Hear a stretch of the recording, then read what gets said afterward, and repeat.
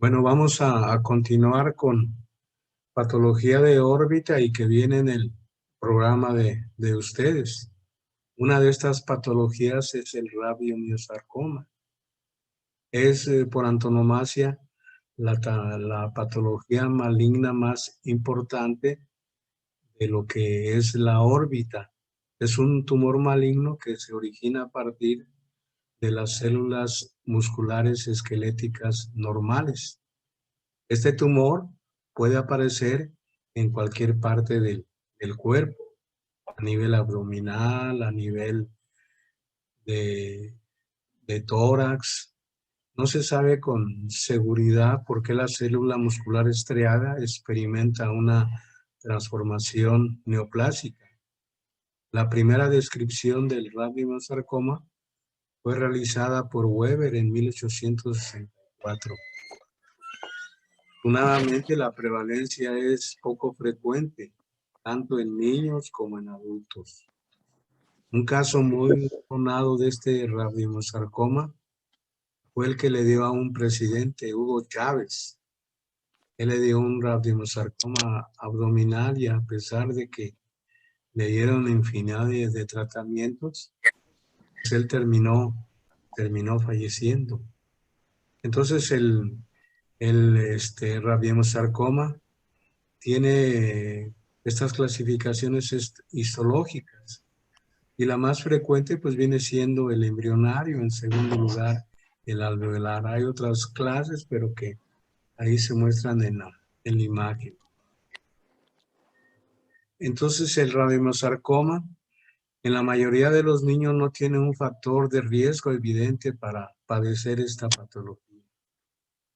Aproximadamente 1 de cada 10 niños tendrá un factor de riesgo genético.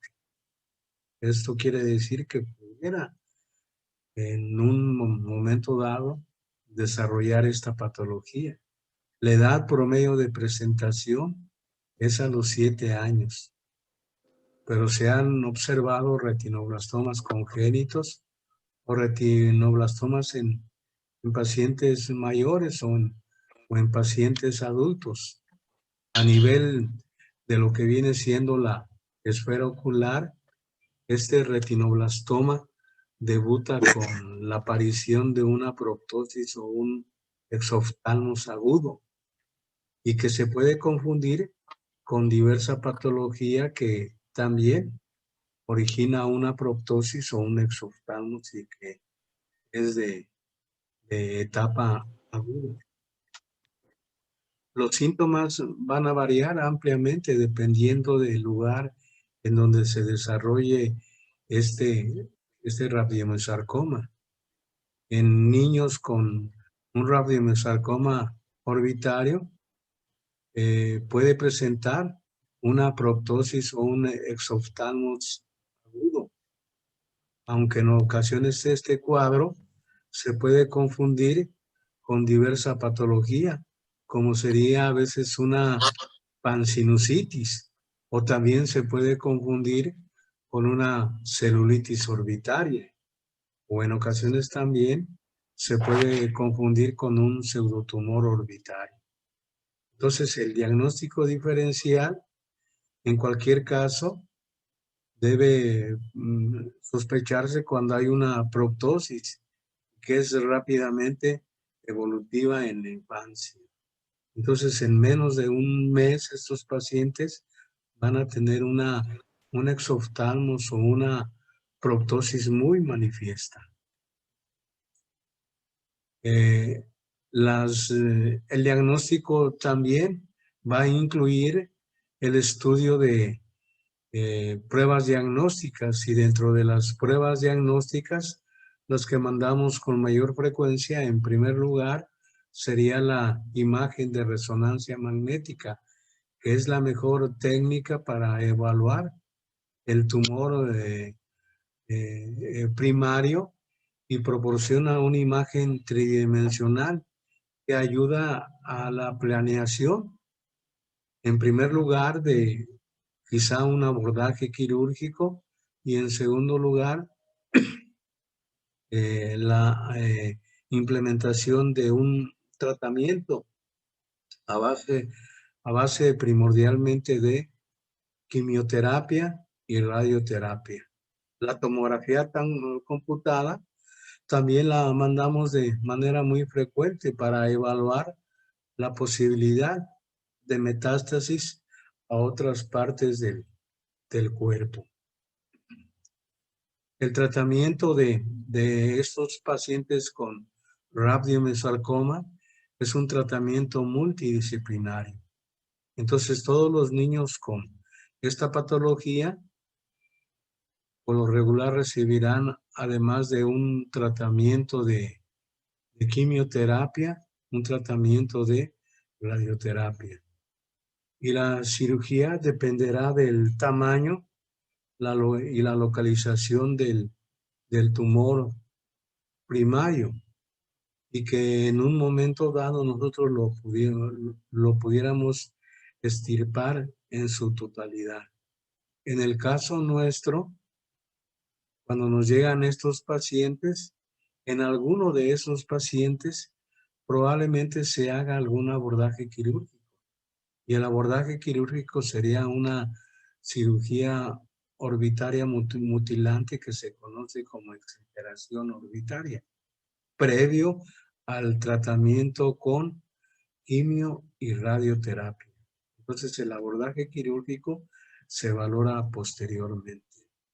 Entonces el diagnóstico del radiomiosarcoma siempre se debe reafirmar con el estudio de una biopsia, que puede ser casi siempre una biopsia incisional, y esa biopsia incisional la mandamos con el histopatólogo que le va a emplear varias técnicas para llegar a una confirmación si en realidad es un radiomiosarcoma o es alguna otra patología. Vamos a ver también otro tipo de tumoraciones a nivel de la órbita y de los anexos oculares. Esto sería el neurofibroma. Es un tipo de tumor de los nervios que van a formar bultos suaves sobre la piel o debajo de ella. Esos tumores que son benignos van a ser muy característicos y pueden aparecer en cualquier parte del cuerpo.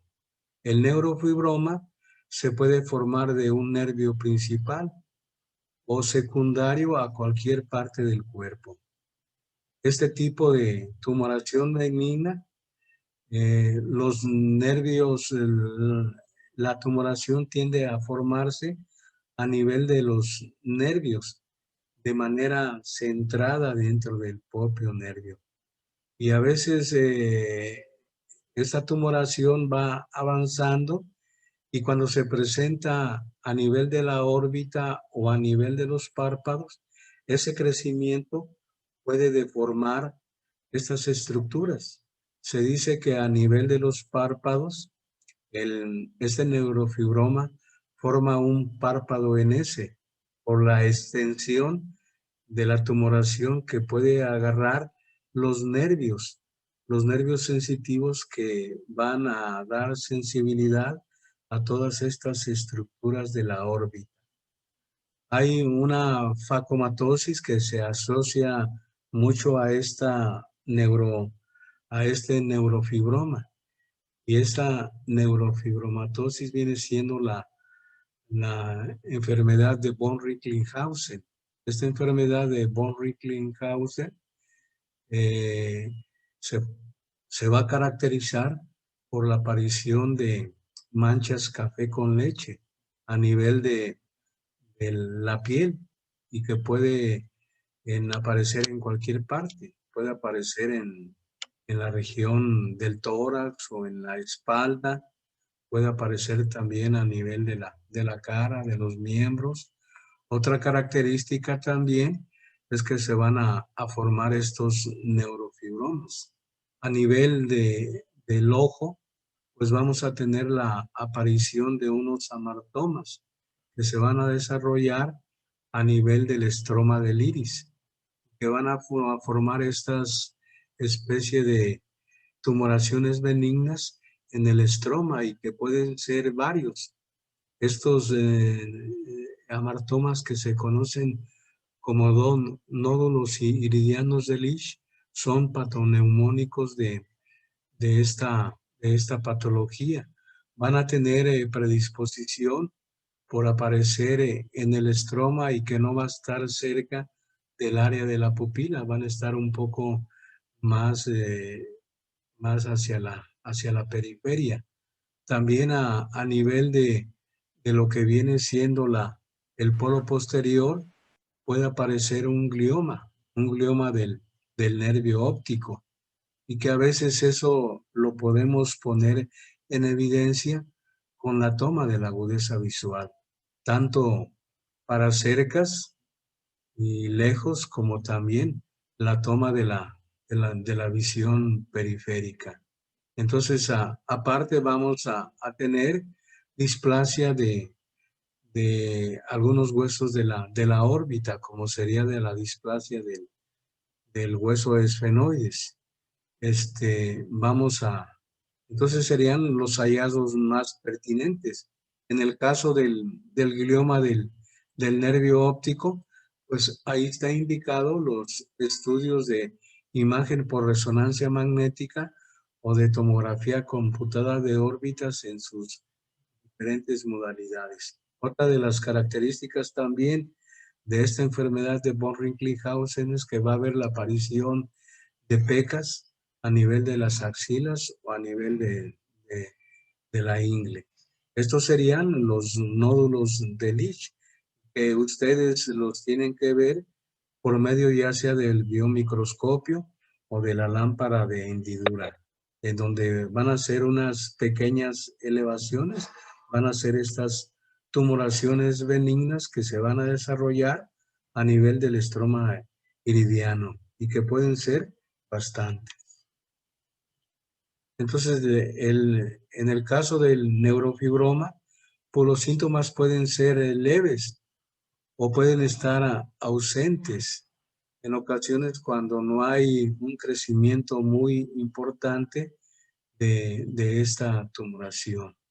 Cuando ese crecimiento es importante, puede haber un entumecimiento de la zona afectada por afectación de los nervios sensitivos.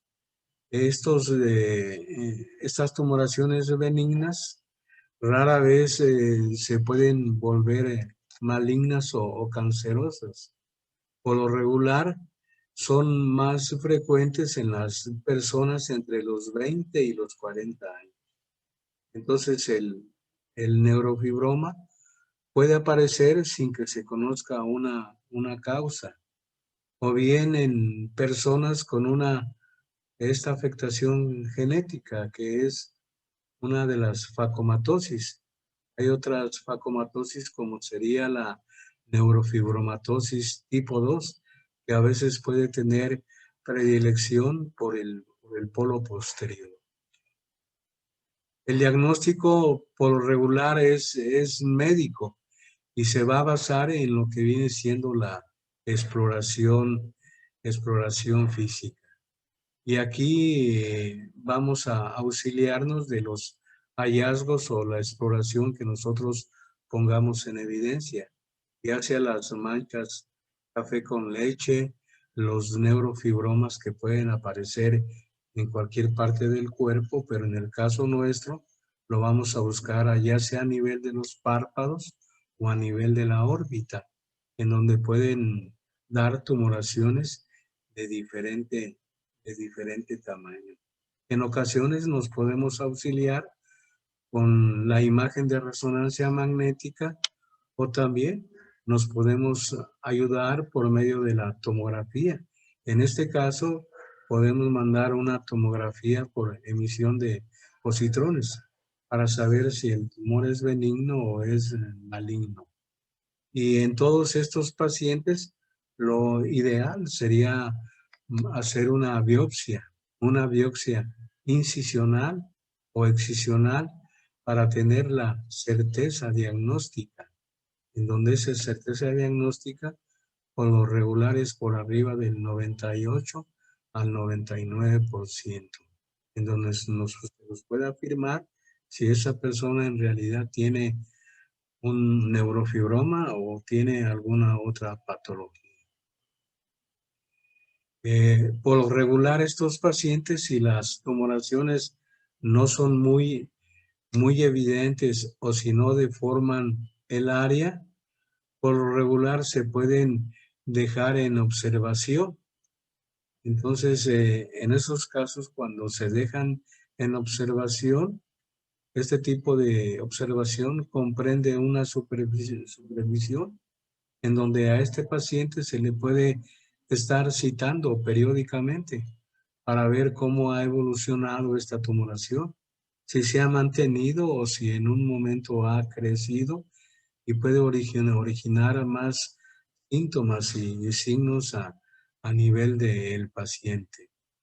El tratamiento quirúrgico por lo regular se debe hacer en aquellos pacientes en donde la tumoración ya tiene un crecimiento más exagerado y puede deformar el área. Y en estos casos, pues sería deformar el área ya sea a nivel de los párpados o originar una proptosis a nivel de la órbita, en donde esa proptosis nos puede hacer en evidencia en donde aparece la tumoración, que puede aparecer en el piso, en el techo, en la pared lateral o en ocasiones en la pared medial de la órbita. Entonces la cirugía consiste en extirpar la mayor parte de la tumoración para tratar de que no recidive. El objetivo de la cirugía es quitar esta tumoración y provocar las mínimas lesiones a los nervios que están alrededor de esta tumoración.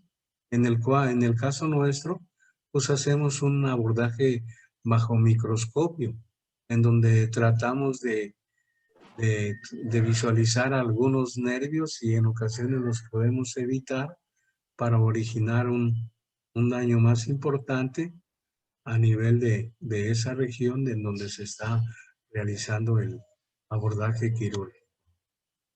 Vamos a tener también otra patología orbitaria, que es el glioma del nervio óptico.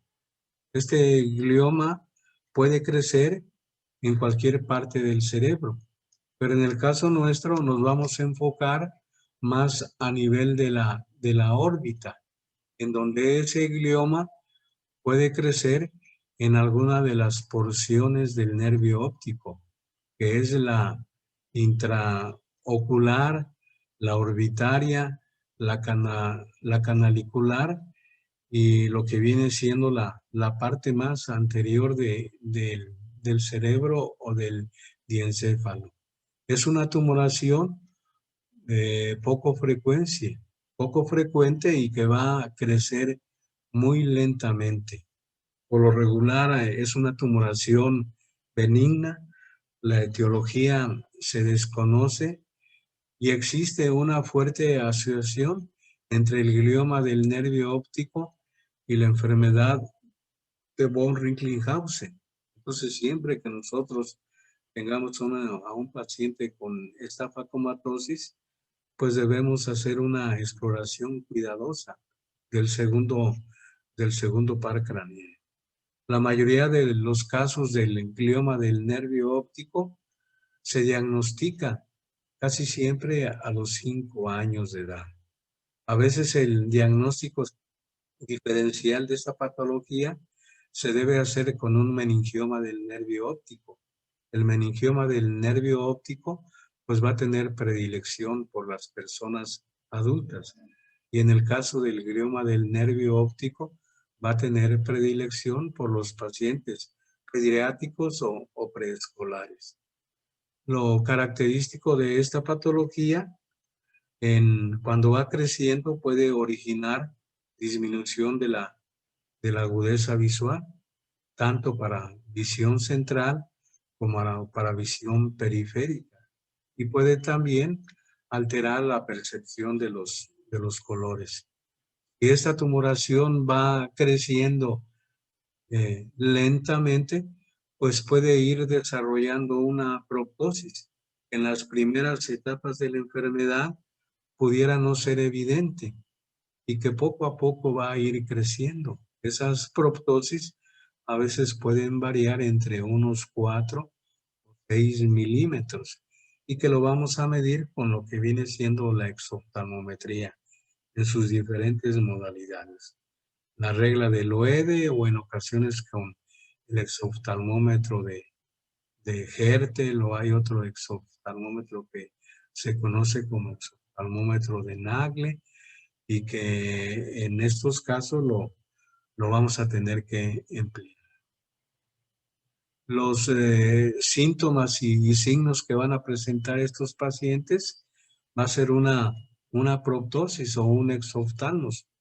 En las etapas incipientes de esta patología no son tan evidentes y a medida que la tumoración va creciendo puede originar ese desplazamiento. Pudiera originar también un desplazamiento ya sea hacia la parte inferior o hacia la parte superior, dependiendo de si esta tumoración crece ya sea en su parte superior o a veces en su parte inferior. Los pacientes van a tener disminución de la agudeza visual en visión central y vamos a tener también disminución de la visión periférica, que lo vamos a estudiar con la campimetría en el caso de nosotros, primero por confrontación y luego vamos a emplear los campímetros digitales, primordialmente el campímetro Humphrey. Entonces, también pudiera haber una disminución de la motilidad ocular o a veces movimientos involuntarios del globo ocular y que puede ser originado por el crecimiento de esta tumoración que se va a encontrar a nivel intraconal y que en ocasiones puede afectar de manera más importante a lo que viene siendo los músculos rectos, como sería recto medial, recto lateral, el recto superior o a veces el recto inferior. Entonces, esa disminución de la agudeza visual la podemos notar a veces por un edema de papila. Lo vamos a observar en la exploración del polo posterior y lo podemos observar por medio de la oftalmoscopía en sus diferentes modalidades.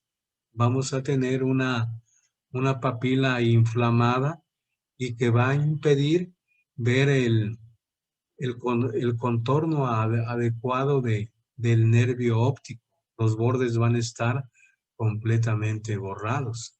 Este papiledema, si en realidad tiene un comportamiento crónico o un comportamiento subagudo, pudiera originar cambios en el color de la papila y que en ocasiones nos pudiera poner en evidencia algún daño de atrofia que se puede estar iniciando.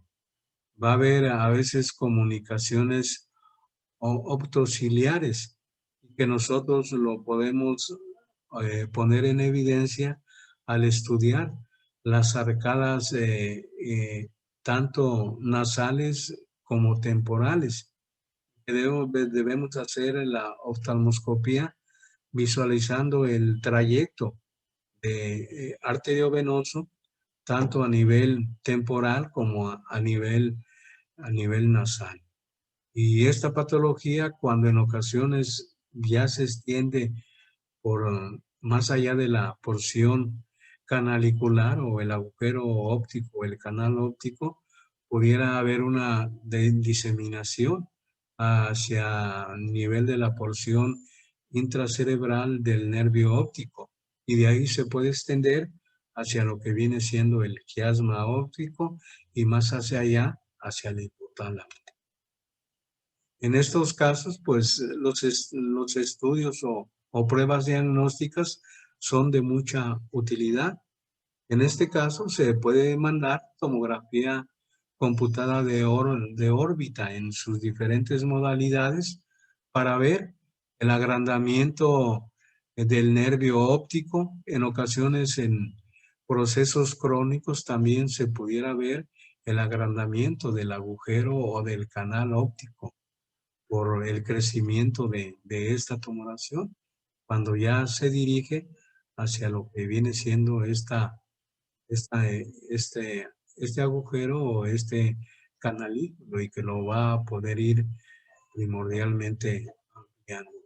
Vamos a ver también en la tomografía cómo hay ese crecimiento de la tumoración y que puede comprometer a diversos músculos estructurales. En el caso de la imagen por resonancia magnética, pues es el estudio ideal, y en este caso nos va a poner en evidencia cómo hay compromiso del segundo par craneal. Y dependiendo a veces de los reportes de la resonancia magnética, podemos poner en evidencia qué tanto está afectado ese nervio óptico. El tratamiento de esta tumoración del nervio óptico, en primer lugar, es la observación. Si la tumoración no es muy evidente, que tiene poco crecimiento y que aparte la agudeza visual está conservada tanto en visión central como periférica, se va a estar revisando periódicamente al paciente. Se le puede estar citando cada 4 o cada 6 meses, o en ocasiones se le menciona al paciente que si nota alguna alteración en su agudeza visual, que acuda inmediatamente con nosotros. El tratamiento quirúrgico se trata de hacer la extirpación de esta tumoración, tratando de no lesionar a lo que viene siendo el segundo par craneal. Si en un momento dado se llega a lesionar, pues vamos a originar una disminución muy importante de la agudeza. Inclusive algunos oftalmólogos o algunos, sobre todo radiólogos, a veces eh, primero pueden implementar un tratamiento a base de quimioterapia y de radioterapia para evitar las secuelas probablemente de un abordaje quirúrgico. Y eso siempre se le debe comentar al paciente. Entonces, este tipo de tumoración, el pronóstico visual, pues es variable, pero si en un momento dado hacemos un abordaje quirúrgico, debemos hacerlo con mucho cuidado y tratar de respetar el segundo par craneal, haciendo una resección cuidadosa y respetando la mayor parte de este nervio, de este nervio, de este nervio. Vamos a entrar también a otra patología de la órbita, y estos serían tumores de la glándula lagrimal. Entonces, la glándula lagrimal, su función principal va a ser la producción de la lágrima, y que va esa lágrima a estar humedeciendo de manera constante la superficie ocular. Entonces, estos tumores de la glándula lagrimal se van a presentar ya sea en el óvulo orbital o en el óvulo palpebral. Aproximadamente el 50% de los tumores de la glándula lagrimal son tumores epiteliales. Van a ser tumores benignos mixtos. Son tumores encapsulados de crecimiento lento, y que ese crecimiento, cuando ya es muy evidente, pueden originar un desplazamiento del globo ocular. Y ese desplazamiento casi siempre lo van a realizar hacia la parte inferior y hacia la parte interna, por el crecimiento de estas tumoraciones, que la mayor parte de las veces son benignas y en pocos casos son malignas.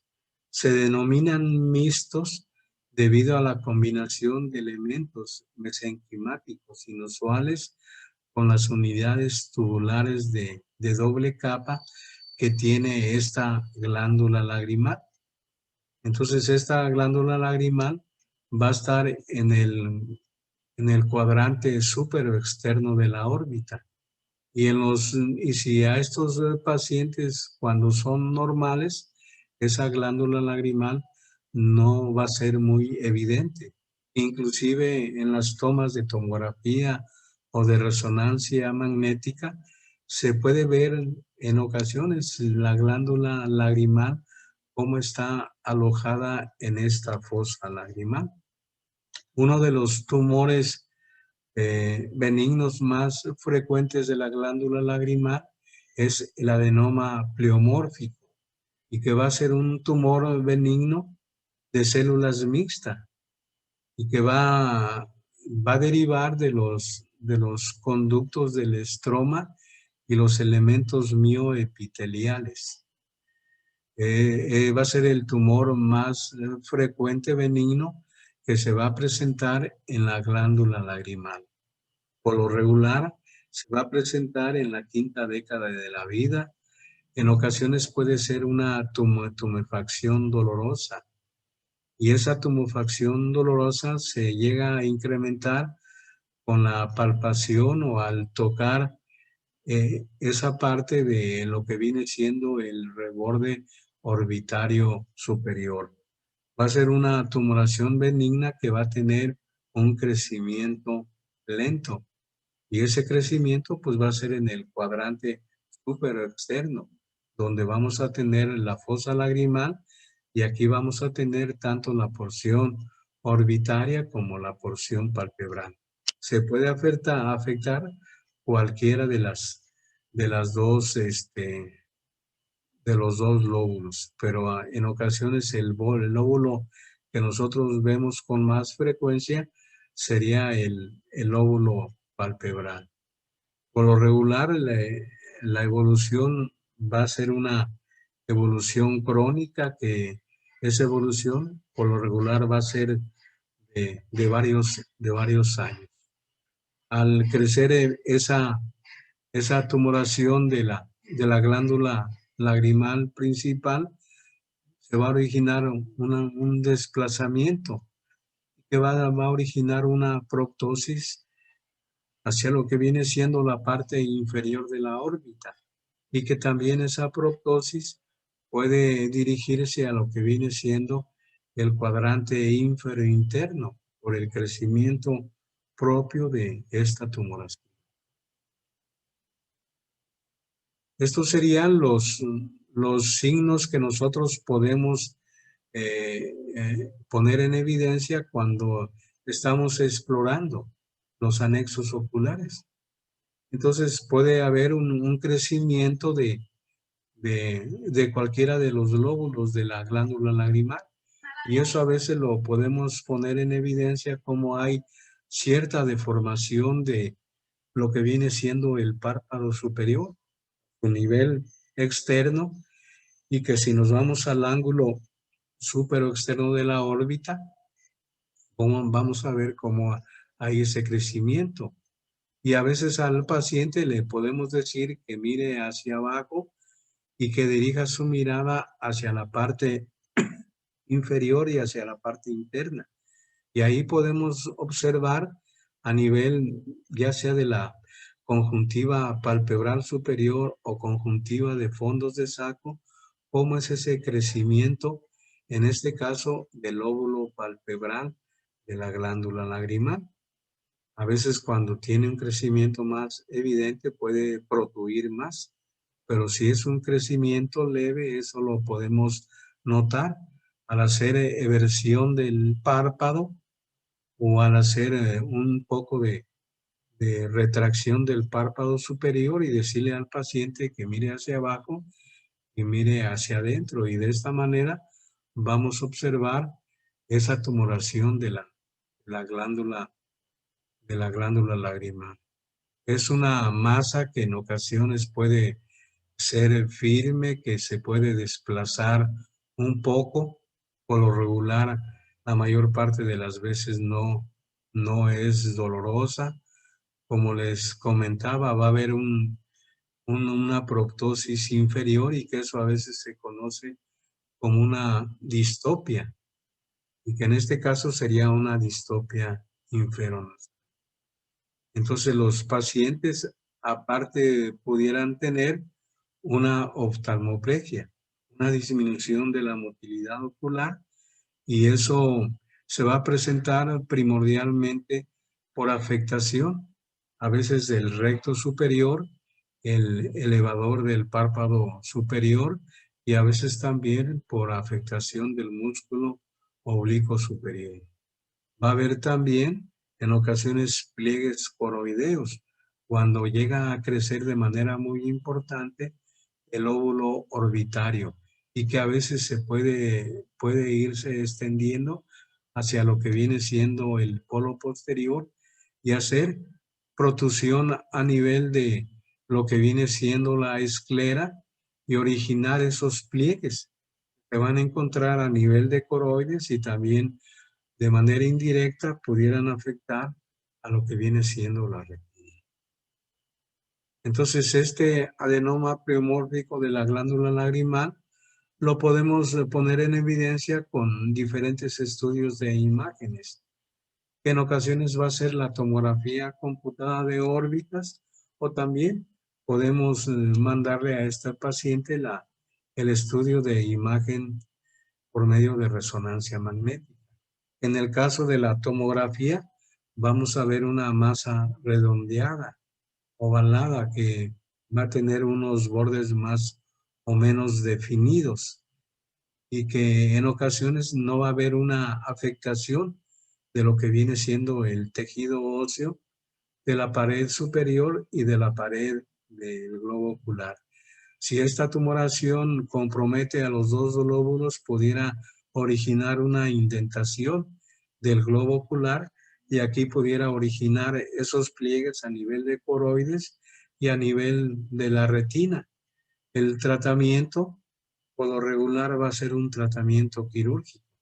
Y en estos casos debemos, por medio de estos estudios, ver qué lóbulos están afectados, para en un momento dado, si están los dos lóbulos afectados, se va a hacer una extirpación completa de la glándula lagrimal. O en ocasiones, si solamente uno de los lóbulos está afectado, se puede extraer ese lóbulo.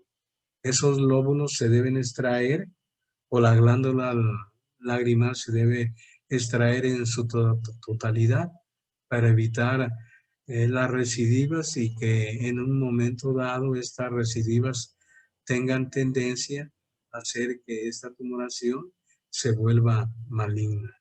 Entonces el tratamiento es quirúrgico, y este tratamiento quirúrgico se puede hacer por medio de una orbitotomía anterior, en donde se hace cuando el lóbulo palpebral está afectado. O también se puede hacer una orbitotomía lateral cuando está afectado el lóbulo orbitario, y que en ocasiones esta tumoración se puede extender más allá del ecuador del globo ocular.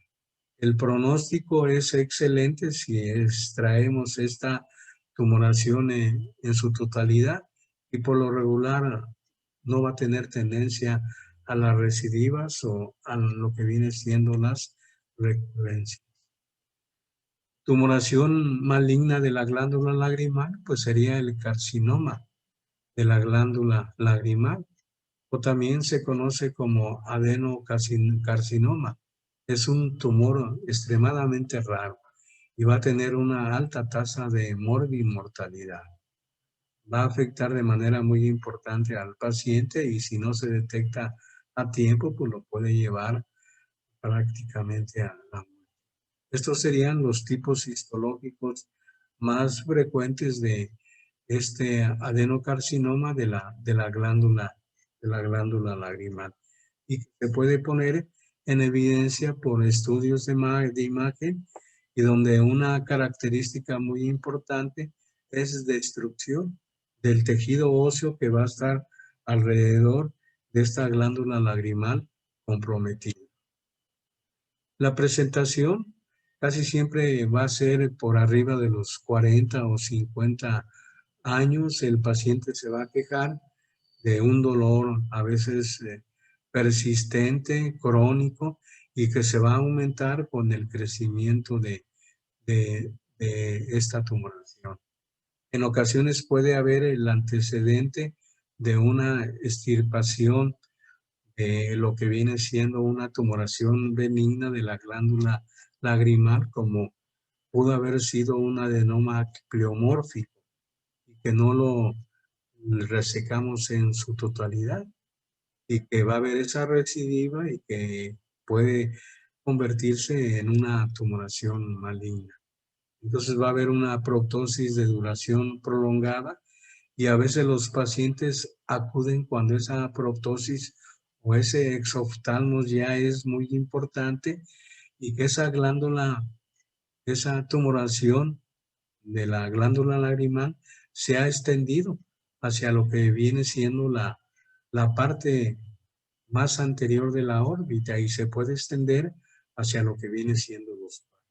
Entonces aquí ya tendríamos una tumoración que, aparte de comprometer la glándula lagrimal, ya va a comprometer otras estructuras, como serían los párpados, el globo ocular, los músculos extraoculares.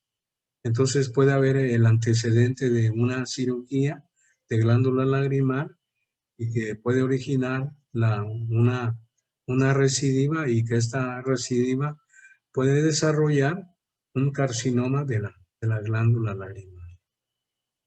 Estos serían los signos y los síntomas más importantes de este carcinoma de la glándula lagrimal.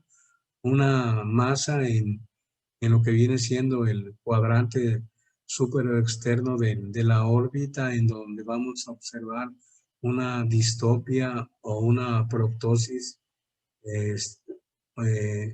horizontal, en donde la tumoración va a originar el desplazamiento del globo ocular hacia la parte inferior. Va a haber una extensión de esta tumoración hacia atrás o hacia adelante. Puede invadir las diferentes suturas que llegan a unir los diferentes huesos de la órbita. Cuando ya hay una invasión hacia la parte anterior, hacia los párpados, puede invadir los párpados, puede invadir la conjuntiva en sus diferentes porciones, puede afectar también a los músculos extraoculares, originando una oftalmoplegia y una restricción de la motilidad ocular. Cuando ya se encuentra a veces comprometido el nervio trigémino, puede haber una hipoestesia de toda esta área de la órbita y de los párpados. Y en ocasiones también, cuando ese crecimiento hace hacia el polo posterior, vamos a tener primordialmente la formación de pliegues a nivel de coroides y a nivel de retina. Estas serían los estudios de imagen que se van a mandar. La tomografía computada de órbitas, para poner en evidencia si hay compromiso óseo, en donde vamos a ver una erosión o una destrucción del hueso. Puede haber calcificación. En estos casos, pues muchas veces se puede hacer una biopsia para poder hacer el diagnóstico con más certeza. Y estos pacientes pues también deben ser manejados de manera multidisciplinaria cuando este crecimiento se ha extendido y que puede originar metástasis hacia otras partes del cuerpo. El tratamiento, por lo regular, cuando esta tumoración es muy evidente, casi siempre se va a manejar por medio de radioterapia y de quimioterapia. En ocasiones puede emplearse el tratamiento quirúrgico, y en el tratamiento quirúrgico pues va a ser una una cirugía radical, donde vamos a emplear un procedimiento que se llama exenteración orbitaria. Y esa exenteración orbitaria, en ocasiones podemos resecar una buena parte de los huesos que están en contacto con lo que era la glándula lagrimal, y en esos casos debemos resecar de manera muy, muy importante.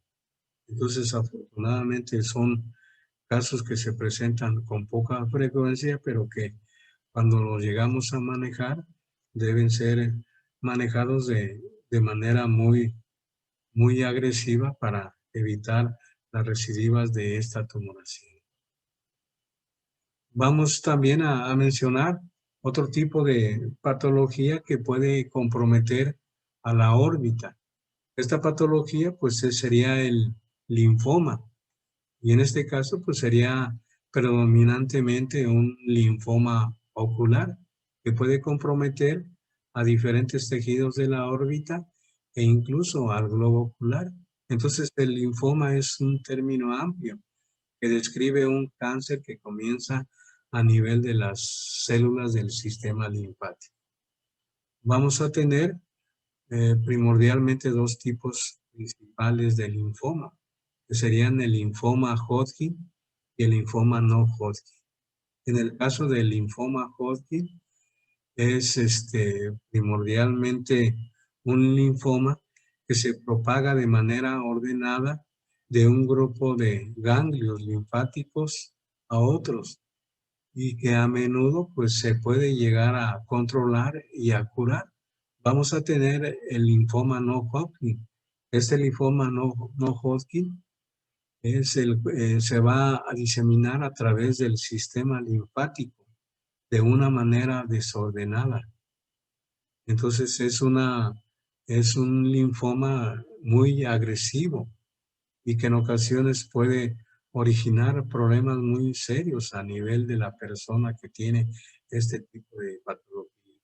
El pronóstico de ese tipo de linfoma va a depender del tipo específico del linfoma. Entonces, estos linfomas van a tener esta clasificación, y es una clasificación que utiliza el acrónimo, y este acrónimo es el acrónimo real, en donde este acrónimo viene de una revisión que hicieron los americanos y los europeos, en donde se va a poner en evidencia por medio de este crecimiento de los linfomas, que van sobre todo a tener diferentes etapas, como sería el linfoma de células B, el linfoma central folicular, el linfoma de células B grado difuso, el plasmocitoma y el linfoma linfoplasmático. Entonces, estos linfomas pueden afectar a la órbita o también pueden afectar a lo que viene siendo el globo ocular. A veces cuando afectan a la órbita, uno de los signos pues va a ser la proptosis o el exoftalmos, asociado a lo que viene siendo una quemosis conjuntival y la aparición de tumoraciones a nivel de lo que viene siendo la conjuntiva vulvar y conjuntiva de fondos de saco. Serían los síntomas y signos que van a presentar los pacientes que van a tener un linfoma ocular. Van a presentar visión borrosa, disminución o a veces pérdida de la visión. En ocasiones pueden tener eh, un término que nosotros utilizamos que se llama miodesopsias, y que a veces los miodesopsias las gentes dicen que ven como mosquitas volantes, o la literatura americana los menciona como flotadores que pasan por el área de la visión y que son pequeñas partículas o pequeñas mosquitas y que se van a visualizar cuando pasan por el centro de la pupila. Va a haber un enrojecimiento ya sea de los párpados, hinchazón. Ese enrojecimiento e hinchazón puede comprometer también la conjuntiva. Puede haber una fotofobia intensa. Va a haber un aumento de la sensibilidad a la luz normal y a la luz en ocasiones de los focos. Por lo regular puede afectar a ambos ojos, aunque los síntomas pueden ser más evidentes en alguno de los ojos.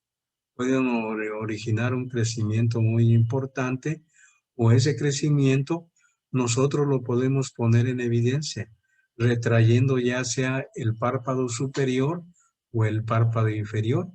Y ahí vamos a ver unos pequeños crecimientos que serían como una especie de crecimientos de la conjuntiva y que a veces pudieran iniciarse con lo que viene siendo una hiperplasia linfoide reactiva, que aparece casi siempre en los fondos de saco y que puede ser el fondo de saco superior o el fondo de saco inferior, y que van a tener una imagen como si fuera una imagen asalmonada de lo que viene siendo la conjuntiva, que va a ser la conjuntiva comprometida de fondos de saco, o en ocasiones de la conjuntiva vulvar, o en ocasiones también pudiera comprometerse la conjuntiva palpebral. Entonces, estos serían primordialmente los factores de riesgo que pueden originar un linfoma ocular. Pacientes que pudieran tener una alteración a nivel de la colágena, o también alteración a veces del sistema autoinmune.